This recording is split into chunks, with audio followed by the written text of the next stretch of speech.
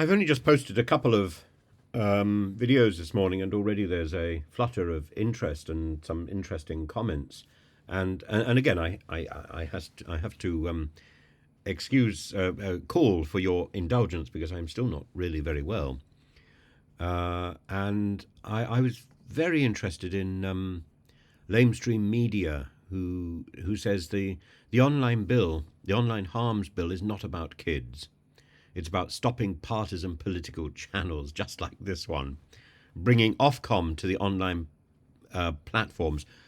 The problem with Ofcom is often cited by the government and by government ministers as a way to solve your problems. Ofcom is not there to deal with individual issues. So I've written to Ofcom on many an occasion about about my concerns about the future of reality TV and the power of reality TV, and Ofcom come back and say, well, they're not interested in individual issues. So who is?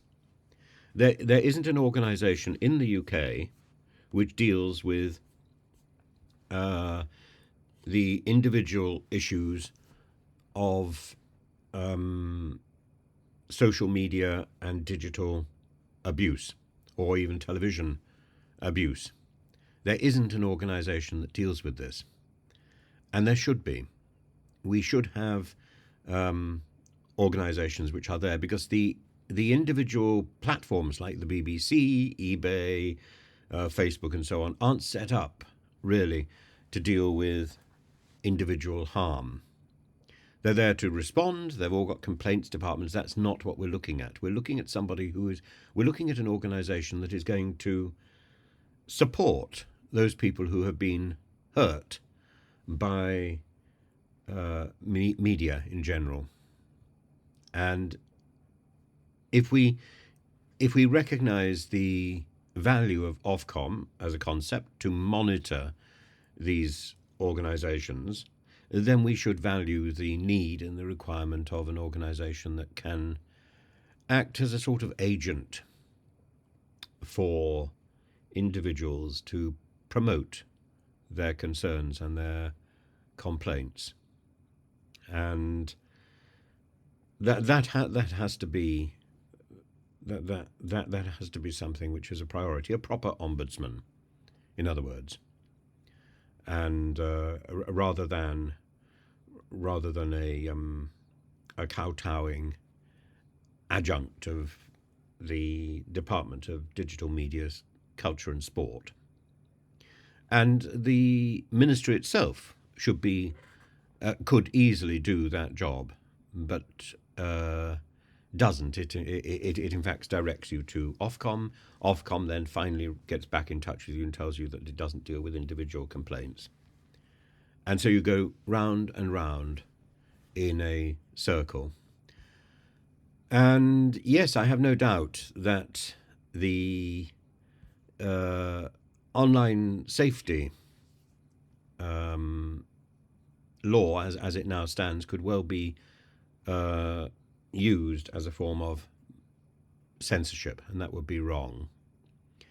And as for Toby Lynch puts forward a really brilliant point. Well, in other countries, social media courses are available. These are courses that train people in the use of social media.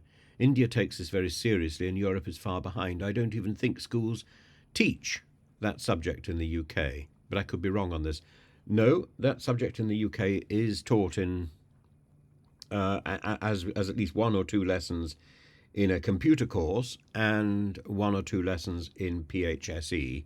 That is the standard format for general religious and social education.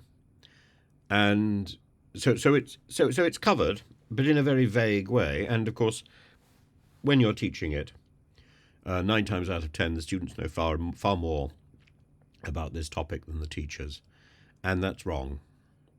We should be in a position where we have proper textbooks and proper information and resources to be able to deal with the issue of social media and to be able to promote better practice. But we have no idea, because what we've got is vague exhortations which mean nothing. And it's not unlike the vague exhortations against smoking, the vague exhortations against drinking, which are also covered in the PHSE syllabus. I use that term very loosely because that's also vague. We need a better set of textbooks, a better resource for teachers if we're going to have any effect at all. And I think education is the way forward, rather than censorship and the power of the government, because the power of the government will have very little effect on wayward teenagers who want to explore the darker side of social media. And it's there. You can't remove it. You could remove it if there were international conferences with bite, but I don't think that's likely to be the case. Those international conferences would have to involve China and Russia, and without that, it's not going to be efficacious. But we shouldn't stop hoping.